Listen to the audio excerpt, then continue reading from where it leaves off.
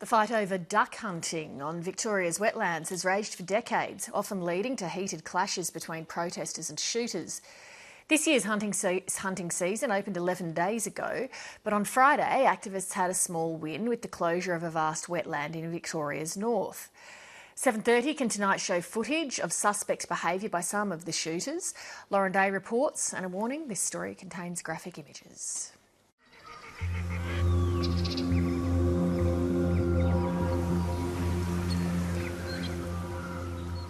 A bird's eye view of a battleground.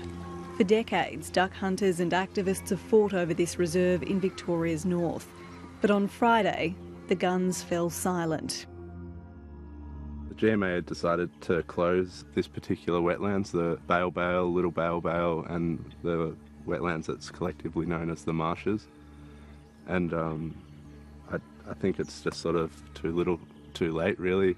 There's not many birds left out here after the weekend. So where are you taking us, Luke? Just down to the pits where we initially found the birds. Days after the opening of the season, the Coalition Against Duck Shooting says they found 2 pits containing almost 200 whole game birds, which they say suggests some hunters are shooting above their 10-bird limit. This footage appears to show the moment they dug up their grim find. Teal, hardhead. Teal, hardhead. Wood duck. Teal. Wood duck. Whole. They're all whole. Pinky. It's a travesty. About 3 metres this way, we found the second pit.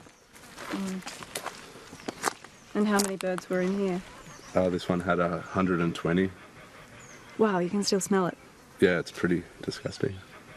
There's definitely going to be those accusations when people see this footage that this was a stunt by the activists to try to close down the industry. How will you respond to that?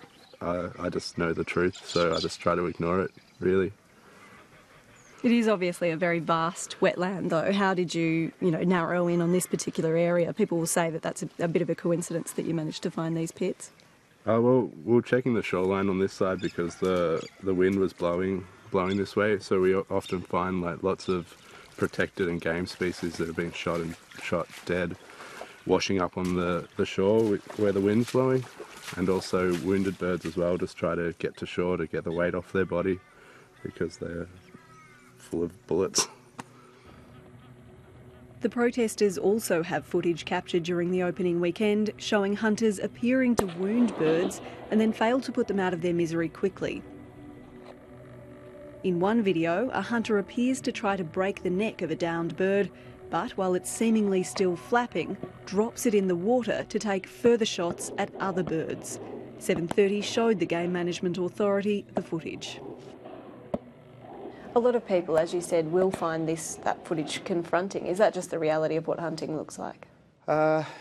Yeah, well, I think it is, particularly for people particularly sensitive to animal welfare issues, particularly for non-meat eating people who may be vegetarian, for example, and don't like the issue of meat, either hunted meat or processed meat. It's the death of animals is never pretty under any circumstances.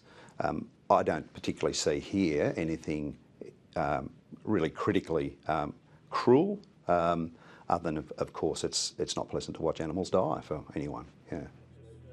On Friday, the authority closed wetlands in the state's north after the killing of around 100 threatened birds, as well as uncounted numbers of birds left wounded to die slowly on the water. Trying to deal with the protester activity at the same time as trying to enforce the compliance and regulation for the hunters. With 120, I think, estimated protesters and 2,000 shooters in the early light of the morning in a wet and heavily vegetated and difficult environment. So it was a difficult operation, I think, for everybody involved in it. Sounds like chaos. Well, the result looks like there was some chaos involved, certainly. The authorities' Brian Hine also reviewed the footage of the buried birds. They're all whole. While burying whole ducks is not illegal, killing more than 10 per day is a breach of the regulations. Look, it's possible there were a number of hunters there who shot their legal entitlement of birds who don't value the bird and don't value the meat and then buried them. That's a likelihood as well. It's also a likelihood that they have potentially shot their 10 birds on the day, their legal bag limit, and these birds have been above their bag limits. I'm not saying it's not a possibility that could be the case. We don't know. The body representing duck shooters, Field and Game Australia, told us it hadn't heard of any shooters exceeding the 10-bird bag limit. In a statement, it said it condemned the irresponsible and illegal hunting which happened at Kurangi and that it had tarnished the entire hunting community. The Game Management Authority is reviewing the licensing arrangements for duck hunters and considering implementing more testing for identifying bird species and marksmanship. They're nothing but rubbish in a garbage bag. As activists continue to pull out dead and injured birds from the water, they want more. Full closure of the duck shooting season, just for it not to happen. It's just outdated. It's a barbaric and brutal thing that happens on our wetlands, and yeah, it's just devastation to the native water birds as well.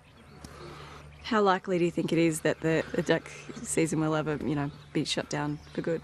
Oh, well, fingers crossed. If they keep acting like this, it shouldn't be too long, really. They're really shooting themselves in the foot, so to speak.